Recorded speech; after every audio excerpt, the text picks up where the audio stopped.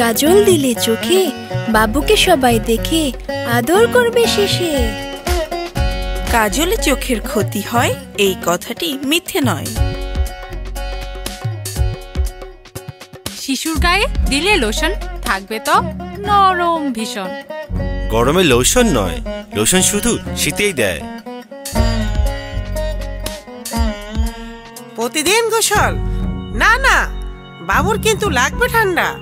শোনা, গরমে গোসল না দিলে ঘামাচি আর রেশে বাবু কষ্ট পাবে। চুল কাটলে নিয়মিত বাড়বে আরো ঘন কালো। চুল কাটলে বুদ্ধি বাড়বে না কখনো।